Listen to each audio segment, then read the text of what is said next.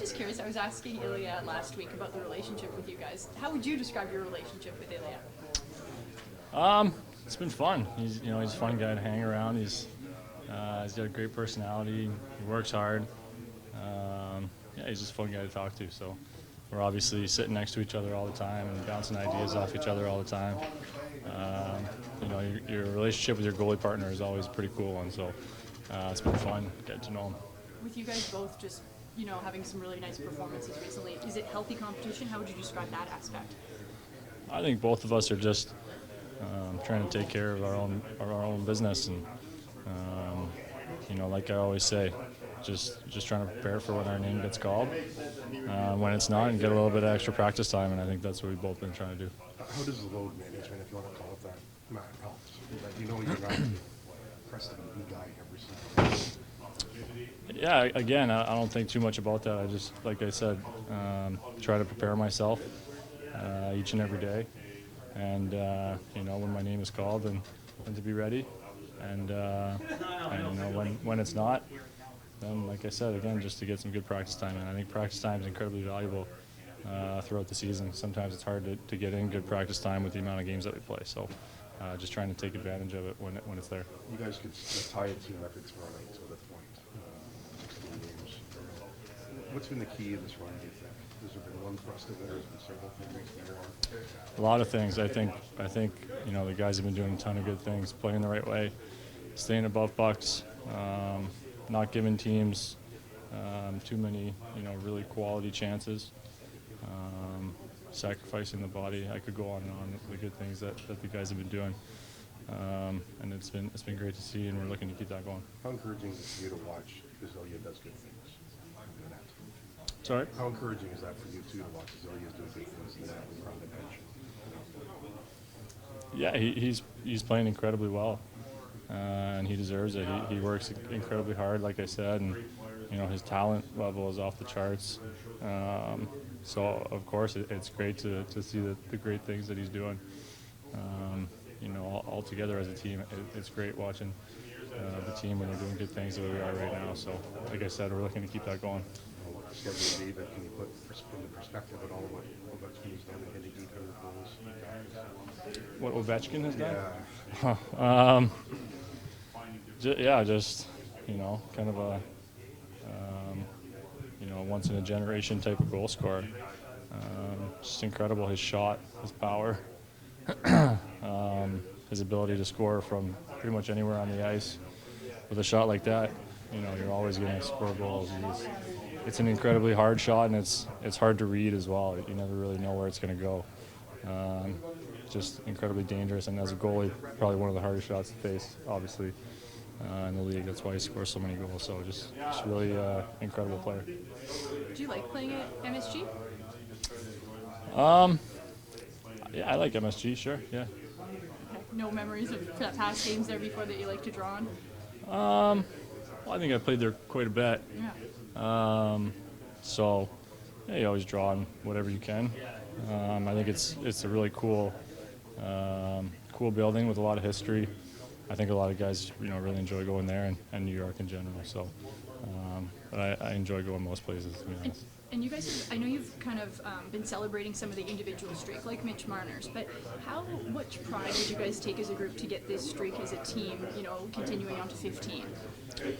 I think what we're focusing on here is just doing the right things, like I said before, and the rest of that stuff will take care of itself. So it's good to see, obviously, the good things that we've been doing, and we've been getting rewarded for it, on an individual level and on a team level. So we're looking to keep that going. Sheldon, with Mark Giordano, he's got 62 blocked shots, top 10 in the league, tops on this team. Blocked shots the stat, but when you put it in context of what you guys have accomplished as a team, how does that factor in? Obviously it's important, but what's a nut and bolt factor to a blocked shot and a person like Mark doing? I think, first of all, he's made a career of doing things like that, or doing what the game calls for in that moment and leaving it all out there. It's obviously a huge part of our penalty kill, which is where a lot of those situations would present themselves. But we've talked about it a lot. His will is off the charts, and he does whatever is required to keep the puck out of the net. Do you ever think where you guys would be as a group without Mark Giordano this year and what he's been able to help do to stabilize things amid so many guys out of the lineup? Well, listen, Gio's been unbelievable. He's stepped up in a big way for us and has been huge in so many ways, not just on the ice, but in the room and all of those things. I think all of our guys have stepped up, but I think if we've learned anything through this, is that no matter who you lose out of your lineup, that the group can take care of one another. So I don't think about it in those terms, but of course we're grateful for the fact that we have him here with his leadership and his tenacity, his competitiveness, his intelligence on the ice, all things that help us win games. How key is the impact, Sheldon, when you have two goalies pushing each other, not a 1A or 1 and a 2, when you have a 1A and 1B, and they know that and they're pushing on sort of thing? I think it's huge. Obviously, this is how we had envisioned it playing out in terms of both guys competing for the net, both guys giving us confidence and chances to win games when they play, and having them push one another, and having two guys to rely upon, so that whether if they're both playing great, excellent, and we can ride them. If one guy's struggling, then the other can pick them up. One guy's hurt, the other guy can pick them up. Like, no matter what it is, you've got the support there with two guys. And let's be honest, Eric Kjellgren's played a lot of hockey for us as well and given us chances to win games. So really we're three. And then you look at Joe Wall, and he's coming back and getting back healthy and getting into things into the swing of things here. So I feel like we've got great depth in goal. I know there's a lot of questions, of course, coming into the season, but for me, it was nothing but excitement about having a chance to work with these guys and see what they could do with their talent and experience. And there's a lot of hockey to be played, but we're thrilled with what we've gotten from them.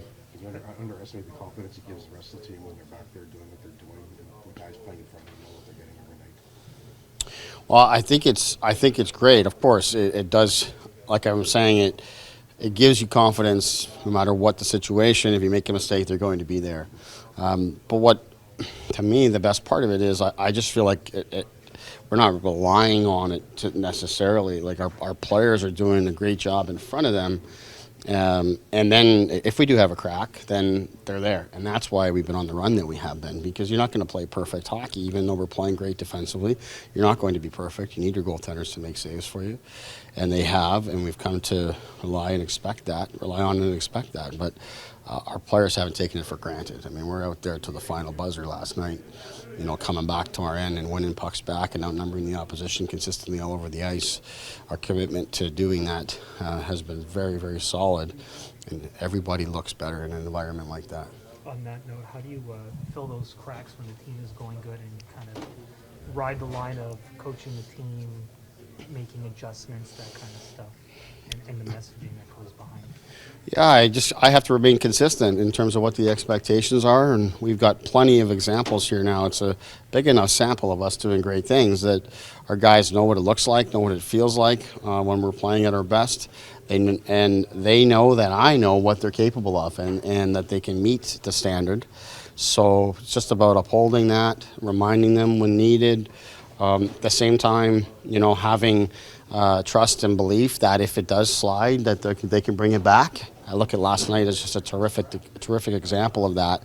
Our first period, was not great. We gave up a lot in that first period, but we talked between the periods there in the intermission and asked the guys to tighten things up and make them conscious and aware, despite the fact that we're up 2-0. We really had given up, in a lot of ways, a game's worth of scoring chances and nearly a game's worth of shots. So we needed to clean that up, and I thought the rest of the way we were excellent in that area. So that just shows that our players now are learning and feeling their way through, how to make those adjustments and just get back to their game.